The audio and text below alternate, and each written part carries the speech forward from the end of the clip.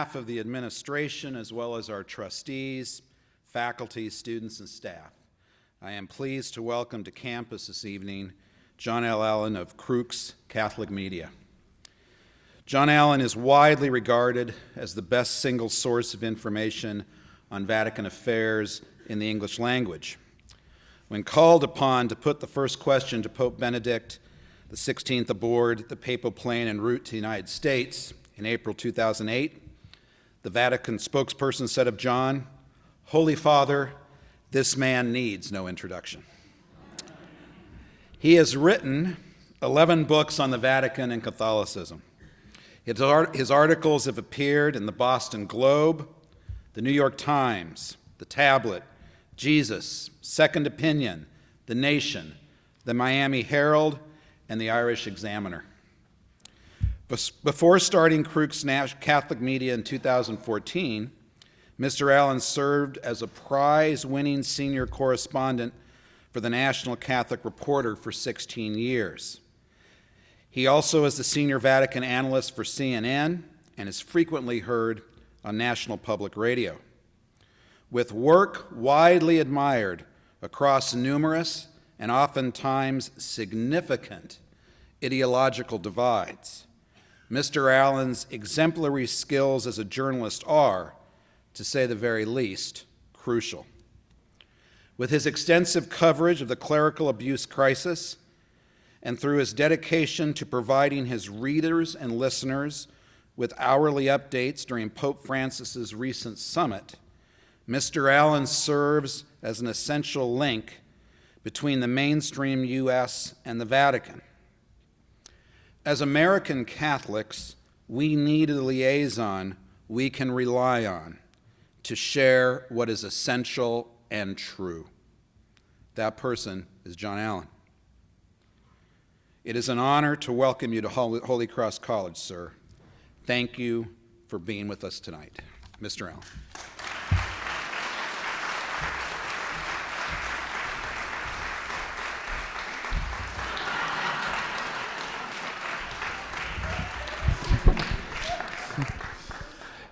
Hello there, Holy Cross.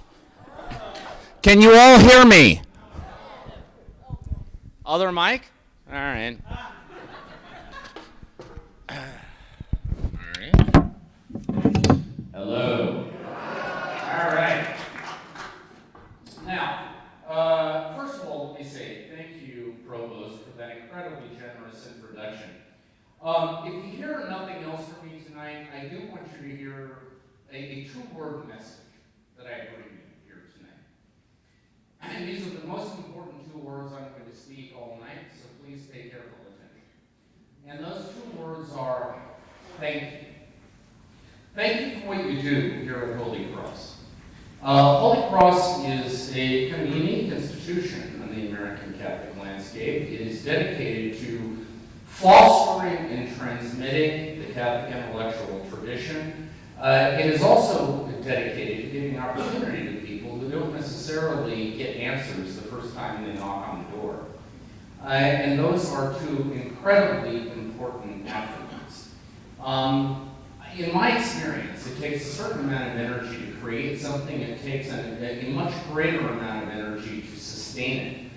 And you all have sustained this mission through time. I actually got my start in journalism, believe it or not, teaching in a Holy Cross high school in the Los Angeles area. I taught at Trinity High School in Sherman Oaks, California. And I was captivated then by Basil Moreau's vision of the education of the whole person.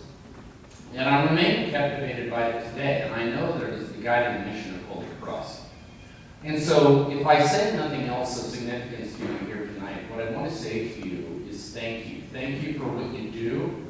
Thank you for what you have done. Thank you for what you will do. Holy Cross is an extraordinarily important and precious place on the Catholic landscape in the United States. I believe in what you're doing. I want to support it in any possible way I can. So my message to you tonight is thank you, thank you, thank you.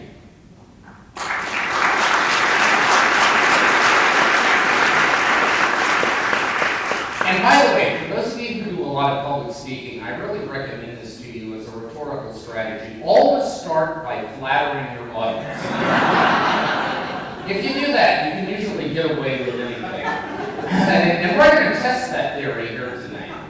Now, I have been asked to speak on the cultural divide between Rome and the United States. And not that I've asked anybody here for permission, but with your permission, I'm going to start with a story.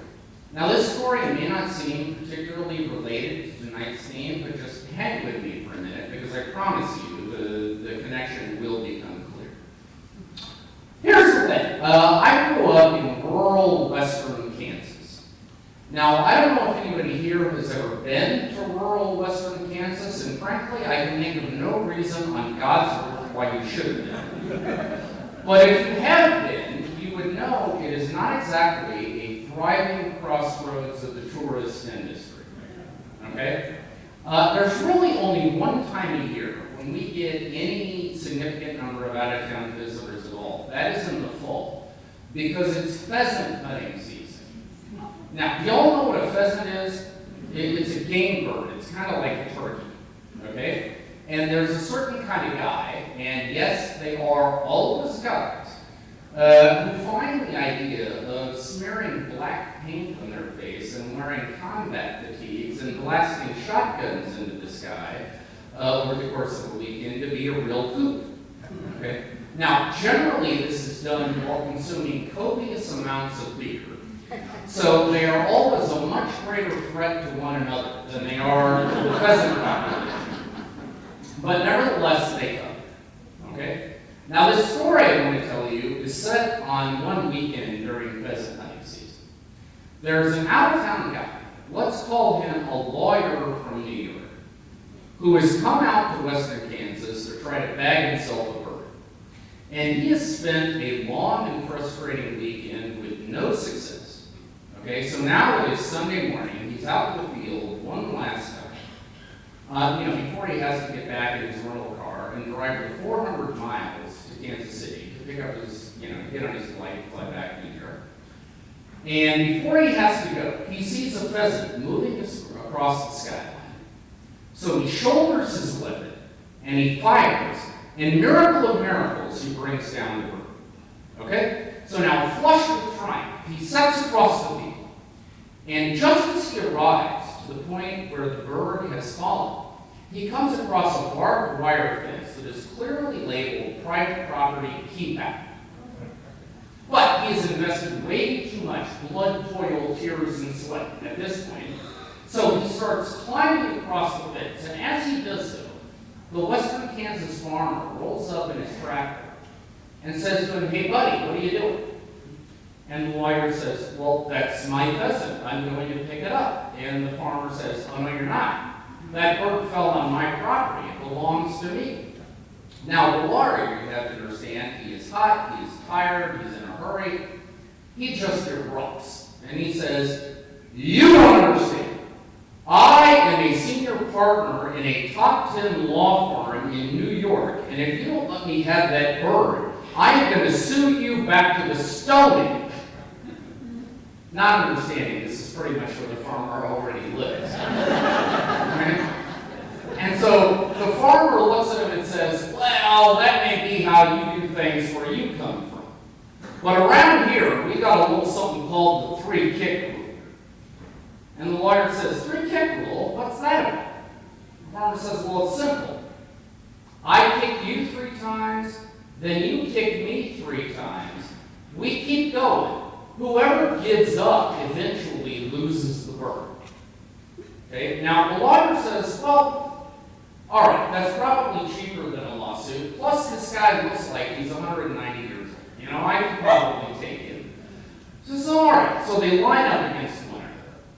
The farmer looks at the lawyer in the eyes and says, "Are you ready?" And the lawyer says, "Sure."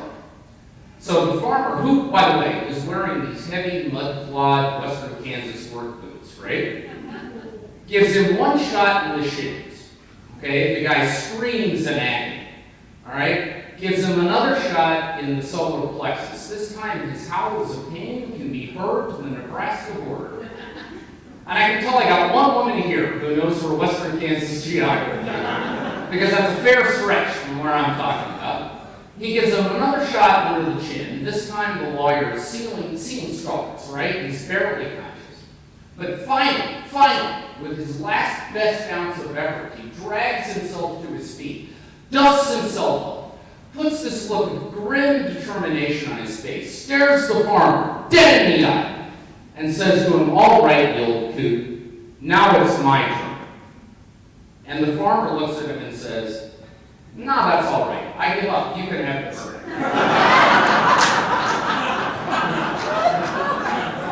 This is how we roll, Western Kansas style. The reason I tell you this story, folks, is because my perception would be that far too long in conversation in the United States about Rome and in Rome about the United States, we are not actually engaged in a patient search for understanding. What we are doing is practicing an ecclesiastical version of the three-kick rule. We are looking to score rhetorical cheap shots against people we perceive to be our cultural, theological, and political enemies. And that way of structuring the conversation between the center of the church and arguably its most important outpost here in the United States is a recipe for disaster. The United States is the world's most important, if I can use the language of Joseph Nye, the famous political scientist at Harvard University. The United States is the world's most important hard power. We have what used to be the world's largest economy, which is now the world's second largest economy, but still we are an economic powerhouse. We dwarf the rest of the world in terms of how much we devote each year in terms of our national resources to military hardware. We have the most formidable military in the world. The United States is, to use the language, the world's indispensable nation. The Vatican, on the other hand, again to use Nye's language, is the world's most important soft power. It is the most important voice of conscience on the global stage. The Pope is by far the most visible and consequential spiritual leader in the world. Probably the only spiritual leader in the world who would rival the Pope in terms of visibility would be the Dalai Lama, although if you'll excuse the guilty Catholic pride, I would note that Pope Francis's Twitter following is now 5 million larger than the Dalai Lama. Certainly in the Christian world, the Pope is by far the most significant Christian leader in the world. The proof of which is, who would you think is in second place? Okay, would it be the secretary of the World Christian Conference, the largest umbrella group of Protestant organizations? Show of hands, how many of you can name the current Secretary General of the World Christian Conference? Would it be the Archbishop of Canterbury? Ladies and gentlemen, I've covered visits of the Archbishop of Canterbury to foreign nations, and I've covered visits of popes. Here's the difference. When the Archbishop of Canterbury visits a foreign nation, he is standing on the street flagging a cab just like you and me. Okay, when the Pope goes, it is complete gridlock. Okay, the Pope is by far the most incisive, the most consequential, the best known. Whether you like a particular Pope or not, doesn't matter. He is by far the most relevant spiritual leader on the global stage. And therefore, my thesis would be that the world is best served when the world's most important hard power and its most important soft power understand one another well. That doesn't mean they have to agree. It doesn't mean they have to be in lockstep, but they should at least understand where the other is coming from. My experience, however, over 23 years of covering the Vatican for the American media market, is that these two realities, that is Main Street USA and the cultural world in the Vatican, are remarkably different, and often when they talk about one another, that conversation is based more on misunderstanding and prejudice and arbitrary assumptions than it is on hard understanding of the other. So what I propose to do here tonight is try to walk you through what I perceive to be three of the most perennial misunderstandings that divide these two cultural worlds. I also want to talk specifically about some new misunderstandings that have arisen in the Pope Francis era. And then we'll bring this plane in for a landing and see what you want to talk about. Okay? So let's talk about perennial misunderstandings, things that are always in the mix. Okay? I would submit to you that in thinking about Catholic fortunes, there is a perennial misunderstanding between the Vatican and Main Street USA in terms of perspective, in terms of concepts of time, and concepts of law. Okay? So let's unpack each of those in turn. Let's begin with perspective. Let me ask you this.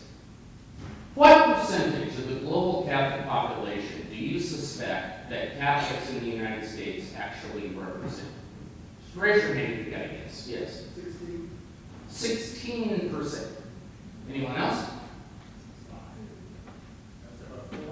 4? 5. The correct answer, ladies and gentlemen, is 6%.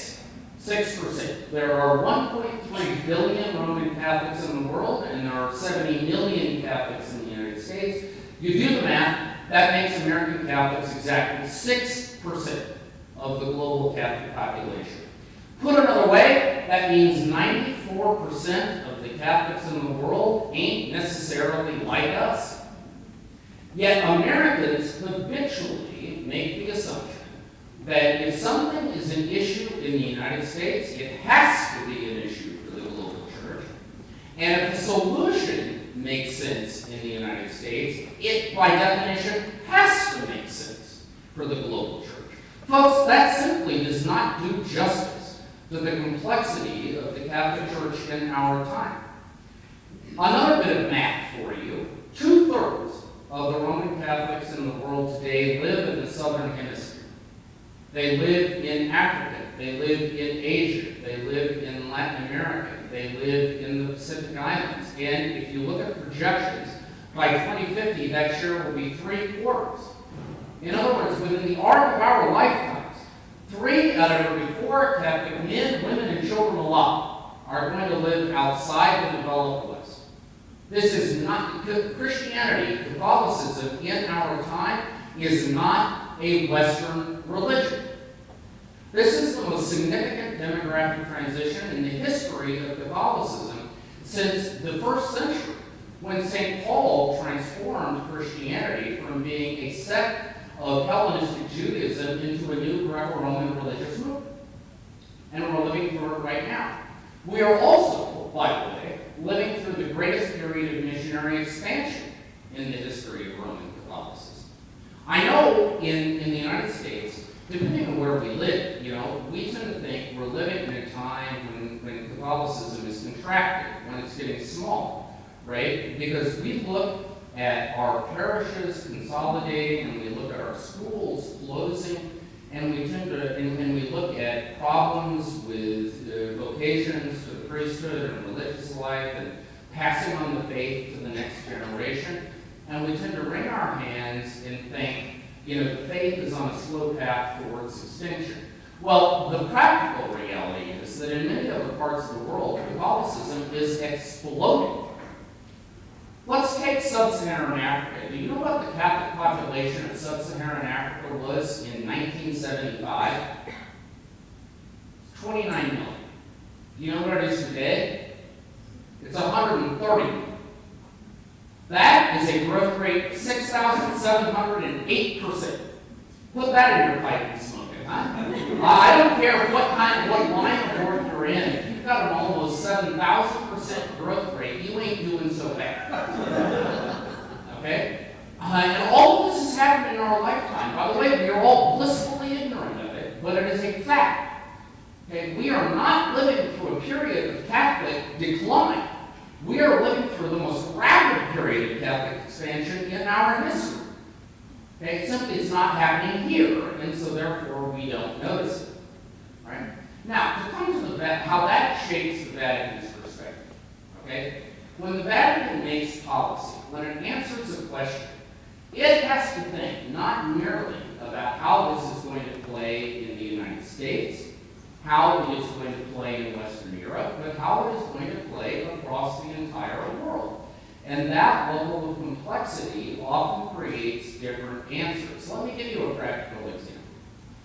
When the clerical sexual abuse crisis first exploded in the United States in 2002 to 2003, right, one of the things that we Americans rightfully demanded was that our bishops cooperate fully with civil authorities, with police, with public prosecutors. We demanded a standard that our bishops need to report every charge of clerical abuse that comes across their desk to the appropriate civil authorities so that it can be investigated and, if necessary, prosecuted. And in our context, that makes all the sense in the world.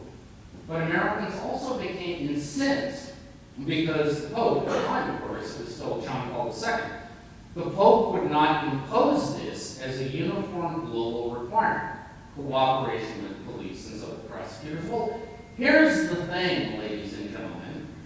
Suppose you are a bishop in a part of the world that is dominated by Islamic radicalism.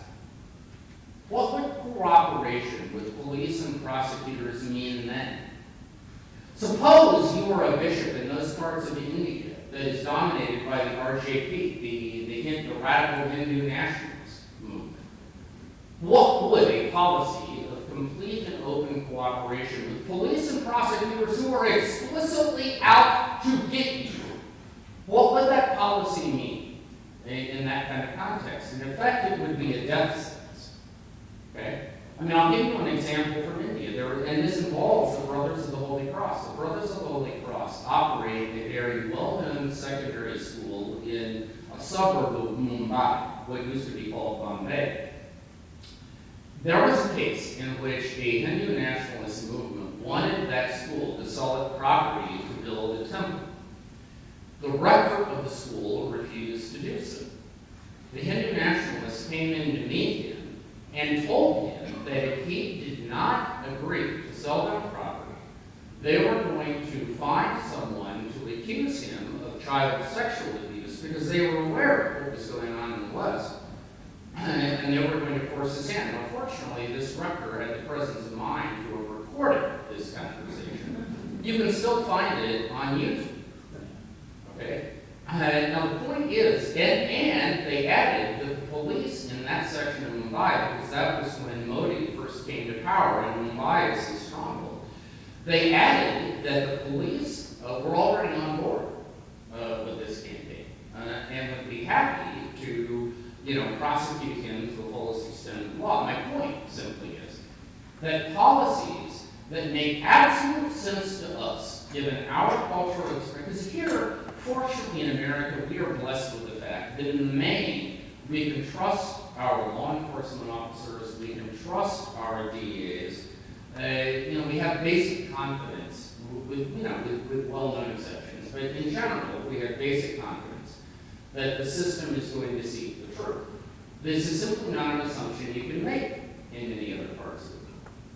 Okay? And my point is that the Vatican has to make it up like that. Okay? So sometimes when we see popes or the Vatican not adopting solutions that make immediate sense to us, it's not because they are trying to invalidate the instincts that led us to that conclusion. It's simply because the situation is more complicated. Okay? All right. Second perennial difference, differing senses of time. Now, it is very easy to make fun of the Vatican for its legendary slowness, right?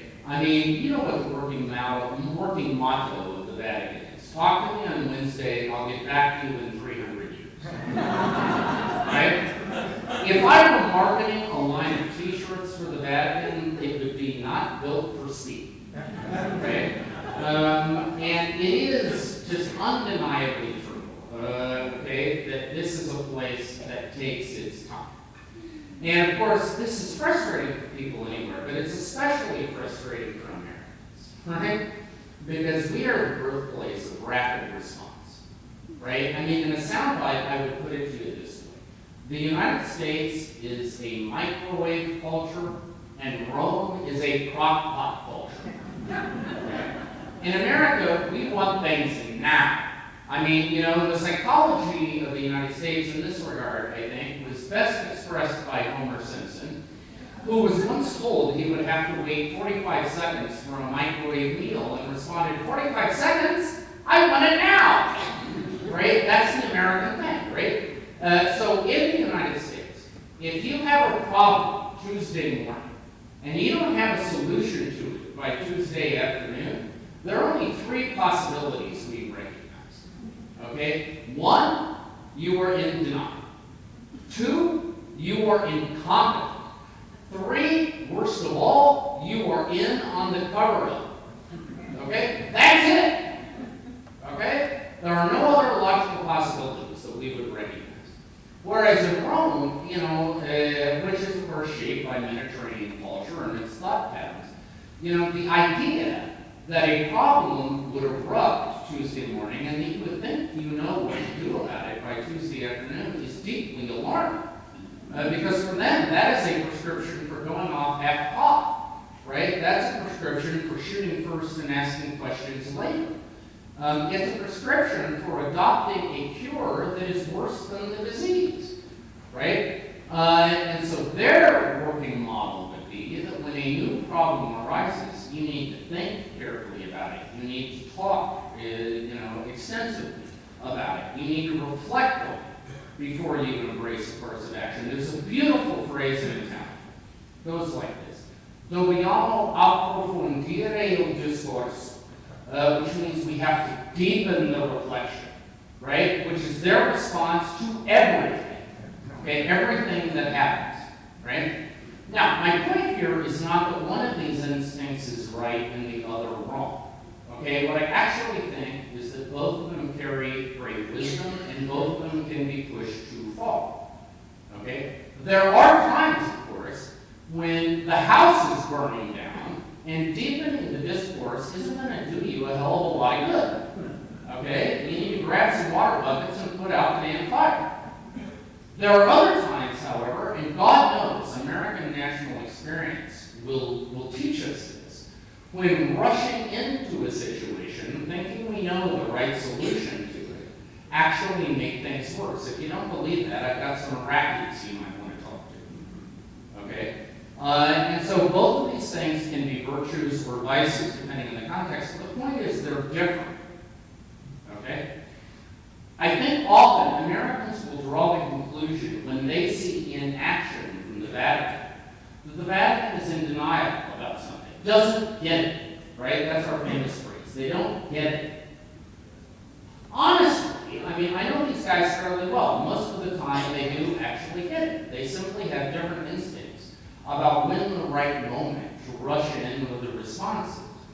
Conversely, Vatican guys will often look at the United States and will think, oh, those cowboys, you know? I mean, they're always running around and jumping into situations before they thought about it. Well, you know, I mean, sometimes that's not us being unreflective. Sometimes that's us seeing a real problem and wanting to bring our resources to bear on it.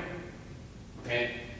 However, my point is, if you operate on the basis of misunderstanding of where the other party in the conversation is coming from, you are going to misconstrue what the motives are, what the issues are, and therefore it's going to be very difficult to have a real conversation. Okay? Let me give you a third perennial example. Different concepts of law. I don't know how many people in this room know the name Christopher Dawson, great scholar, culture and law. Dawson has written a wonderful essay about the difference between Anglo-Saxon and Mediterranean concepts of law.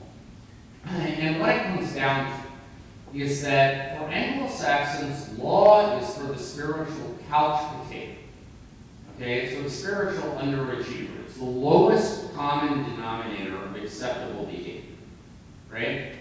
For Mediterraneans, law is for the spiritual marathon runner. Okay, it's for the overachiever.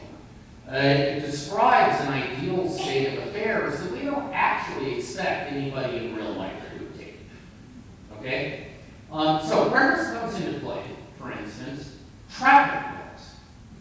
Now, in the United States, you all remember when we had the How many people in this room are old enough to remember the 55-mile-per-hour speed?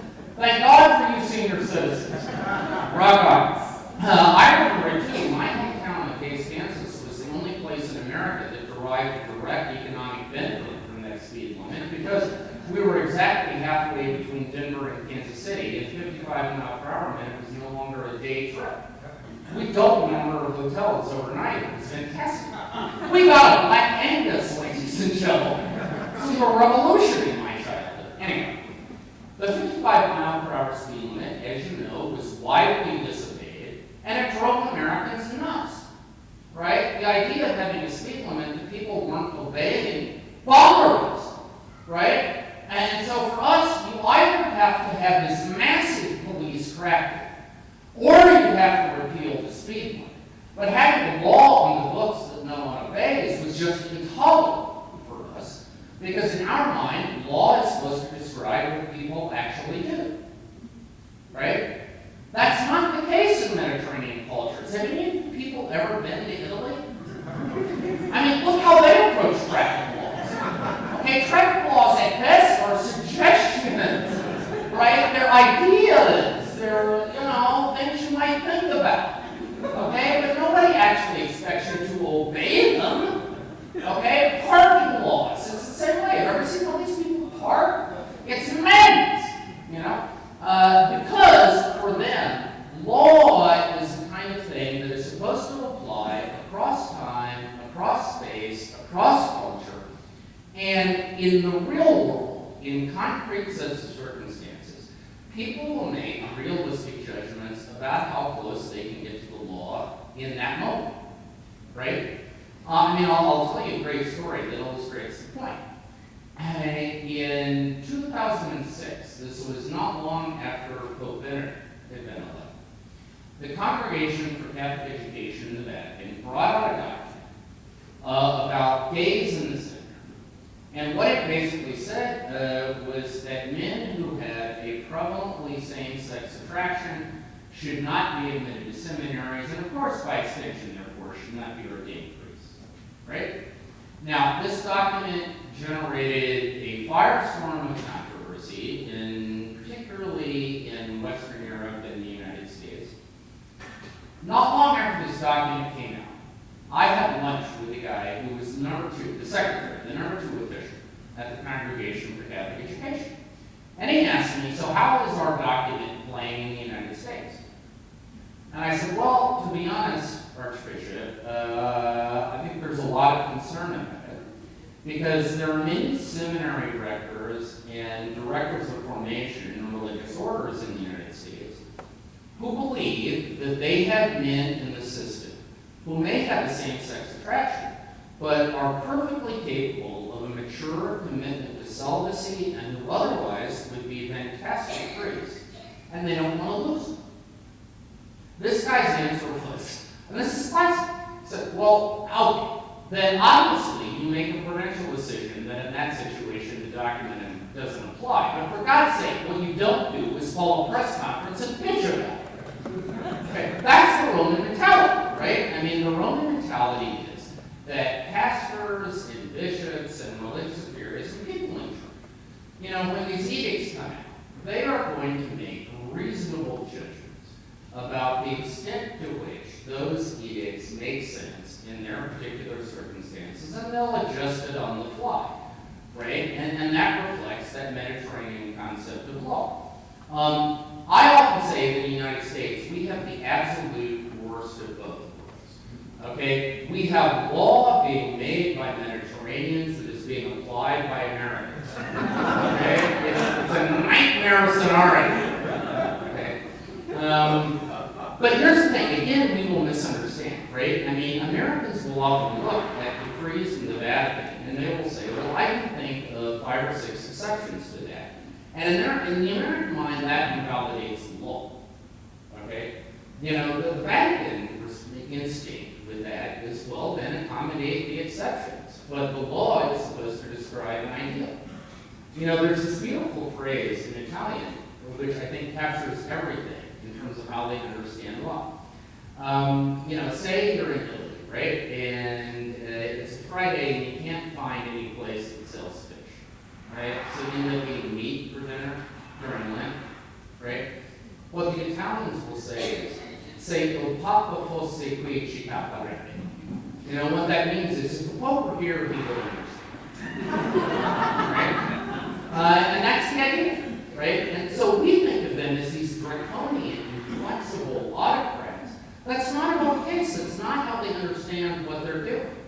And meanwhile, you know, they look at us and they think of us as these kind of puritanical nutballs. Because when they decree laws, we think they're supposed to be, you know, inflexibly applied. And it's another example of how both parties in the conversation often misunderstand one another. And I think if we understand where the other is coming from, we can have healthier conversations. All right, let me add a couple of particularities about the Pope Francis era, and then I will stop and see what you want to talk about. Okay? Because the three things I described are perennial. I have been covering the Vatican since the late 90s, so I've covered it under John Paul, Benedict, and Francis. These things have been true for all three of those popes, and they were true well before I knew. Okay? But I think there are a couple of new elements in the Pope Francis era that are worth mentioning. Pope Francis is, of course, history's first pope from the developing world, and more specifically, he is the first pope from Latin America. And I believe that Pope Francis is, in many ways, representative of the best, the worst, the in-between of what it means to be a typical Latin American pastor. I think he brings those instincts and those experiences to the job. And there's a list as long as your arm of enormous strengths that the Latin American Church has developed over the years, and that Pope Francis is gifting to the universal church. However, another element on that list, and this is typical of most Latin American bishops I have met and interviewed over the years, is a certain skepticism about the United States. Latin American pastors, typically speaking, have a certain feel, a certain ambivalence about the United States.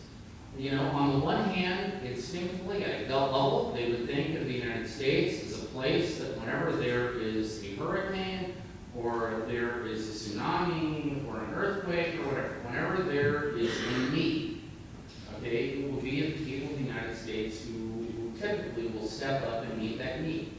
At the same time, they also think about American foreign policy in Latin America over the years. They think about what they would perceive to be the injustices of American immigration policy. They would think about the inequities of American-style capitalism, and on. And that produces a certain kind of, again, the word here is ambivalence. You know, some people will want to tell you that Pope Francis is anti-American. I don't believe that. You know, I was on the papal plane with Pope Francis when he came to the United States. I think he was extraordinarily positively impressed. He actually even made up a word. I remember on the papal plane on the way back to Rome, we asked him about his experiences in the United States. And he talked about how, okay, Philadelphia was great. You know, that's where he had the world meeting of families. So Washington was wonderful, which is where he had met the president and spoken to a joint session of Congress. But when he came to New York, okay, which bear in mind, what had Francis done in New York? There was no big formal diplomatic thing in New York, all right? What he did was, he did a swing through Central Park, okay, where 80,000 people showed up, okay, defying police barricades and all this crap. He went to a school for low-income kids in Harlem, Our Lady Queen of Angels, right? And then he played Madison Square Garden, right, like Billy Joel. So on the plane, he said, New York, io non so cosa dire, New York era stranormale, which it's a word that doesn't exist in Italian, actually. He just made it up on the fly, but it means beyond normal. It's whatever is beyond normal. Okay, that's in New York, right? So I don't think Pope is anti-American, but I do think he is ambivalent about America and about Americans. And to put it in crass terms, I don't think he likes being told what to do by Americans. And so sometimes the pushier we get okay, and insisting you must do X, the more likely he is to get his back up and say, hey, I don't have to do X. Okay? And I think we can see this in a couple of different areas. One is his response to the sexual abuse crisis.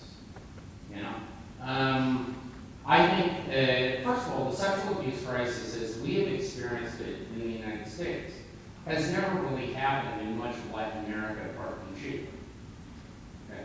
Now, I don't mean the behavior of priests abusing children. Human nature being what it is, some small percentage of priests, no matter where you are always going to do that. But I mean the crisis as we have experienced it, meaning unrelentingly negative press coverage, lawsuits, public protests, right? Ferment in the culture. Okay, that's how we've experienced the crisis, and as such, it hasn't arrived in much of Latin America, including Argentina, where Pope Francis is from.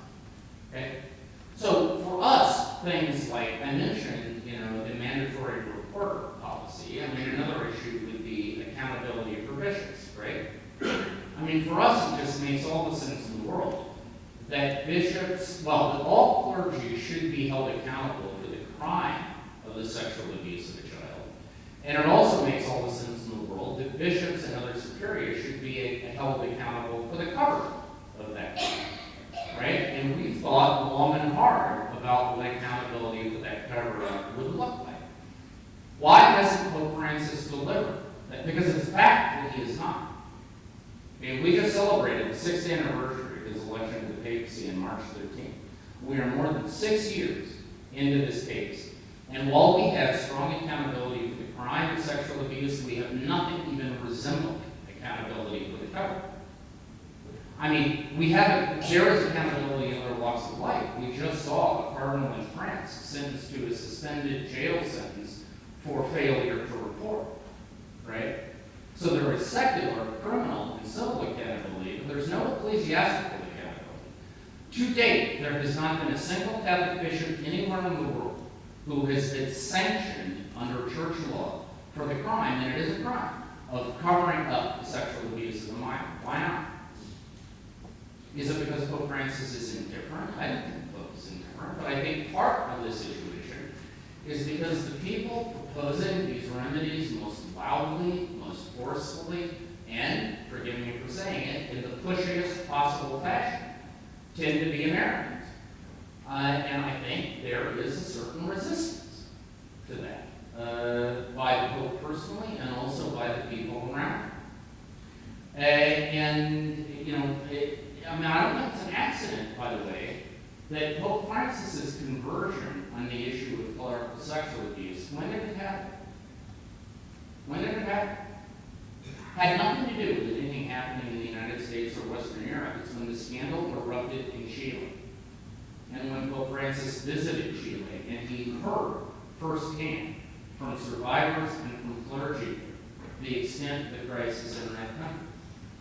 And so, I would just, as a footnote, or as an observation going forward, I think in terms of trying to assist the Holy See in its journey on this issue, present things as American solutions, or having American frontmen advocating them may not be the most helpful path to it. Okay, certainly not with this regime. Final example here, I think, also would be the much valued financial reform of the Vatican, because the Vatican has been a magnet over the years, not simply for sexual scandal, but also for financial scandal, right? Some of you in this room may be old enough to remember the celebrated Vatican bank scandals of the 1970s, but we don't have to reach all the way back then. We could go to 3 years ago. The situation of Monsignor Scarpa, who was known in Rome as Monsignor €500, 500 euro, because he carried around this thick wad of 500 euro notes in his pocket with which he could pay his dinner checks. This guy worked for AXA, which is the Vatican's financial powerhouse. Theoretically, had a salary of $30,000, well, 30,000 euros, so therefore, what is that, like 37,000 US dollars a year. But yet, he owned not only an apartment in Rome, but a private home in Salerno and southern Italy, where he had original artworks by Chagall on his walls, crystal chandeliers, Cartier sheets on his bed. I mean, does it take an MBA to ask the question, where is he getting this money, right? And this scandal, and he got busted because a friend of his, who was a former agent for the Italian Secret Service, was trying to smuggle a suitcase full of cash, like €1 billion, into Europe on a private jet on behalf of the defense contractor. And this Monsignor was trying to help him out. That's when he got arrested.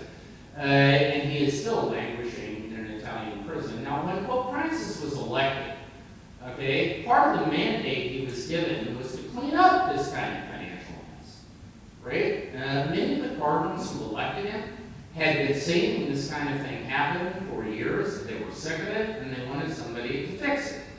So when Pope Francis was elected, he started off very ambitiously. He created 3 new institutions in the Vatican. One is a council for the economy, which is supposed to set policy, made up of an equal number of cardinals and lay people. By the way, it is the very first decision-making body in the Vatican in which cardinals and laity had ever been full equals. Okay, so that was a revolution. Then he created a secretariat for the economy that was supposed to implement the policy this council came up with. And he created an auditor's general office, which was supposed to ride herd on those other 2 outfits, to provide checks and balances. Where are we today? Well, by everybody's account, the Council for the Economy is now a rubber stamp organization that does absolutely nothing in consequence. The leader of the Secretariat for the Economy is currently in an Australian prison for sex abuse, and no one has been named to replace him. The Auditor General was fired under very mysterious circumstances 18 months ago, and absolutely no one has been named to replace him either. In other words, the financial reform is over. Stick a fork in it, ladies and gentlemen. It's done. Okay? Now, why? Well, again, I think a lot of the reason is that Pope Francis and his team was convinced early on that the measures of transparency and accountability and external audits and so on that were being proposed were largely American and Anglo-Saxon proposals that were being rammed down his throat by churches who don't necessarily have the experience of the rest of the world. And so very early on, a decision was made to no longer listen to those counselors, to bring other people into the system. Those other people were largely old guard Italians who voted for business as usual, and that's what we got. My point, therefore, folks, is that in trying to address this cultural gap between Rome and the United States, a great deal is at stake.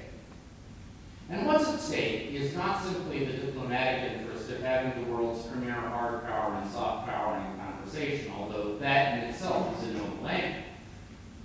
But if we have a heart for the welfare of our church, and if we believe that the experience of the church in the United States and the English-speaking church generally has something to offer to the universal church, and we know that we have a papacy, but by that I mean an administration that starts from a position of skepticism about that experience, then I think it is especially incumbent upon us to try to overcome it, to try to communicate our experience in a constructive, in a helpful, in a kind of dialogic fashion that doesn't operate out of the presumption of superior wisdom or simply because we have more money and power, therefore the rest of the world should listen to us.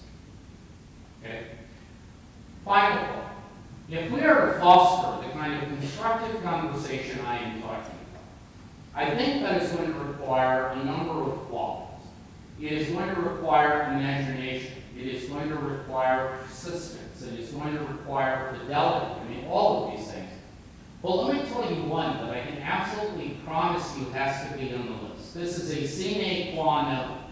If we do not have this quality, we will not succeed. And that quality, ladies and gentlemen, is a lively sense of humor. was because if you can't occasionally laugh at the vicissitudes of this church, you will spend all of your time wringing your hands and fighting down heartburn, and that is not a strategy for success. And my final bit of news to you is, it's good news. You can find this lively sense of humor sometimes in the most unexpected quarters of the church. And I'm going to tell you one last story to drive that point home, and then I will be done. This is a Pope story, but it does not involve Pope Francis. It involves Pope Benedict XVI. And, you know, if you're talking senses of humor, you know, in terms of public image, Pope Benedict's maybe not the guy you start, right? Because in terms of public opinion, Pope Benedict often came off as like the Darth Vader of the Catholic Church, right? I mean, Benedict would come into a room and you could just hear the imperial death march, right? Dum dum da da dum dum dum dum dum dum dum, right? And yet, I mean, I knew the guy personally. I know the guy personally. I will tell you, he is actually hilarious if you get to know him personally. And this story involves him. So this is 2005 when John Paul II dies. It was April 2nd, 2005, 9:37 p.m. local Rome time. And then, of course, we have the conclave that elects Benedict XVI, right? Now, this was a major news event. And in my business, meaning journalism, when there's a major news event, there is going to be a cottage industry that follows that news event of Instabooks trying to cash in on all the interest, right? The way I knew this, folks, is that I participated in that cottage industry. I brought out my own Instabook called The Rise of Benedict XVI, right? Now, there is a tradition in the Vatican press corps that when one of us writes a book about the Holy Father, what we do is we inscribe a copy to the Holy Father, and then we give it to, say, his spokesman or his priest secretary, somebody in his inner circle, right, as a kind of tribute. Now, to be honest with you, it had never entered my mind that the Pope would actually read these books. Okay? In my mind's eye, I had imagined a box in the basement of the Apostolic Palace where they get tossed in, right, and gather dust. Okay? So I brought out my book, The Rise of Benedict XVI. The Pope was elected in April. I wrote the book in May. It came out June 1st. I dutifully inscribed a copy, and then I gave it to Joaquin Navarro, who at the Spanish layman, who at the time was still the Pope's spokesman. And I forgot about it, right? Flash forward to August, okay? I'm back in the United States, visiting my grandma in rural western Kansas, by the way. And my grandparents lived in a western Kansas town called Hill City, which is my candidate for the worst place name in America, because there is no hill, and there sure as hell is no city. Okay, we're talking like 400 people, all right? There I am with my grandma, right? Now, it is early morning in western Kansas, right? This is farm country, so my grandma would have breakfast around 5:30 in the morning. So there I am, and my grandma says, 5:30, my phone goes off, okay, my cell phone. And it's a call from Navarro Balls, the Pope's spokesman, okay? And I answered, and he said, well, John, listen, I am with the Pope on vacation. Benedict XVI had the habit of taking his summer vacations up in northern Italy, near the Alps, you know, the border with Switzerland. And so, you know, Joaquin says, I'm up here on vacation with the Pope. And I wanted you to know that he came down this morning to breakfast with your book in his hands. And he asked me to relay a personal message to you. I don't know about you, but if you've just been told the Pope has a personal reaction to something you've written about him, I would want to make sure your tray table is in a full upright and locked position, right? Because the skies might get a little bumpy. But I said, of course, Joaquin, this is beautiful. You know, what's the message? Now, to get this, you have to understand. My book was divided into thirds. Okay, so the first part was the final days of John Paul II. The middle part is the inside story of how Cardinal Joseph Ratzinger had been elected Pope Benedict. And then the last part was my projections about where his papacy was going to go. Okay? So Joaquin says, the Holy Father's message was the following. Please thank Herr Dr. Allen for having written this book, especially the last part about the future of my papacy, because it has saved me the trouble of thinking about it for myself.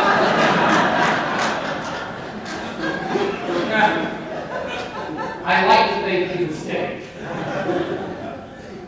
Ladies and gentlemen, my fellow beings, I have just described to you a situation that is rife with the potential for perennial misunderstanding, miscommunication, and difficulties between mainstream USA and the thought world of the Vatican. What I would suggest is that if we can take our cue from Pope Benedict in this case, that is, if we can look at the challenges that cultural chasm creates, and if we can look at it with clear eyes, with an unflinching gaze, but with a twinkle in our eye, rather than rage in our hearts and bile in our spleens. That, ladies and gentlemen, is a winning strategy for Catholic life every day of the week and twice on Sunday. Thank you, God bless you, and God bless Holy Cross! Viva!